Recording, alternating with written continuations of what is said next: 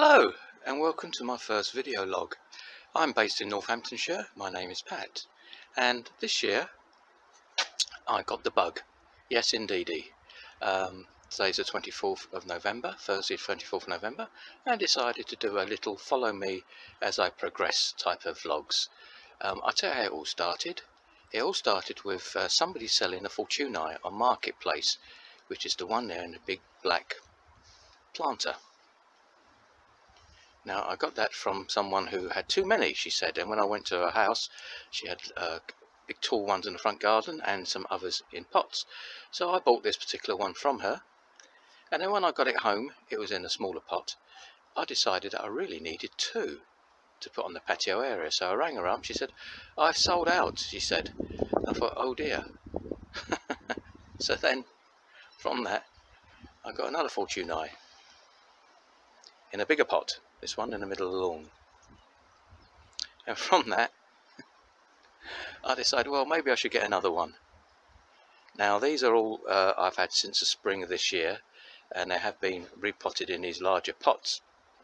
My plan for next year, God willing, touch wood, is to plant them in the ground.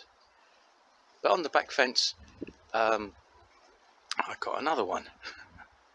This was for sale on Marketplace again. It was quite a good price, and I've repotted it, and it's surrounded by existing cordylines, red cordylines, I think that I've had for a while, and I just got a spider's web, which I will plant on the, I just planted there right now, but I do have an area that doesn't get any sun at all, really. It's really shaded, and I'll put it there later on. That's a Torbay Dazzler, I think they're called, and I know they're not that hardy, so I've tied it up. I've got a couple. I've got one there and one there, and what I've done is I've put the mulch there as well. And following on from that, one second, it's a gravel part of the garden. I'll see, I've got my Chamaerops, I think that's how it's pronounced. That was sold locally. I repotted it and I put mulch on it. And Fatsia Japonica, I've planted it there, and I've got another one which I've planted just over there. I've got them recently. So this is how it all started, with that particular one there. And since then, whoops, and since then I got a couple of very large cordlines, which I made some bedding areas for. There I got them in this, I think in the summer, and the bedding area was done a couple of months ago to cut the corners. So I've got another cordline there in the corners, and of course this side, because I want to hide the neighbour's fence really. Obviously I've got another redstar there which I bought, sorry the sun's behind me, which I bought, repotted it in this rattan type of planter. Then I got a Waggy, which I've replanted, and I've got another cordline there. Sorry, the sun's, as you can probably see, is right behind me. Another redstar, another Waggy, and as I go along, sorry, the sun's blocking everything out, so I'm in the sun. Along that side, I did that to hide the neighbour's fencing because it's like half falling down. And recently I bought some ferns from another idea I've got.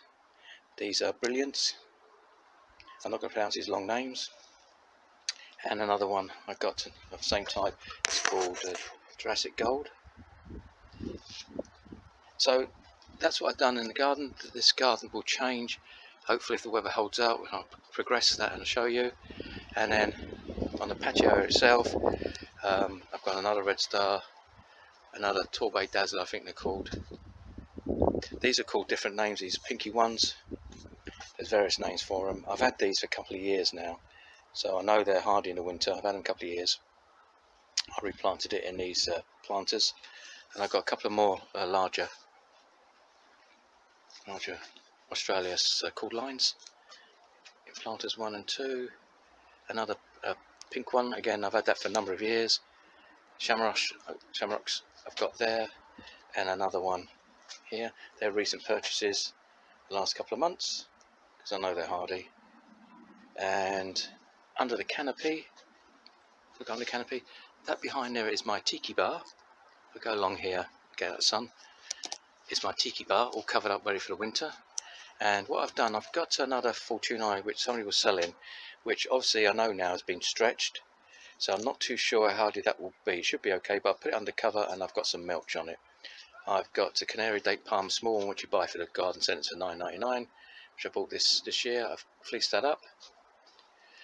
These two pinky ones I got free actually, and the little one's not been doing so well, but it's been growing slowly. The other one's growing better.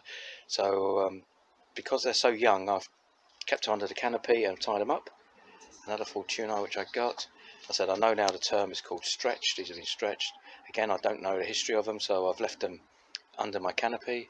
Again, another Canary Date Palm which I bought from like the B&Q's this world or somewhere for $9.99. It's grown a bit, but again I fleeced them up for this year.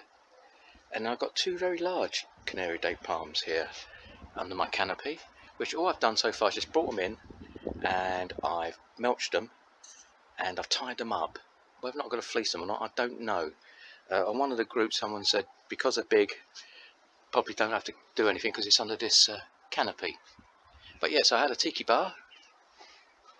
I got that last February, I think, March, and yeah, so everything's all packed away. So hopefully you're going to follow my little journey. I'm planning to do a couple of things in the middle of the lawn, if the weather holds out, because I plan to plant these Fortunei in the ground, and I'll move the Waggies into bigger pots. And this is where I've got a rhododendron there.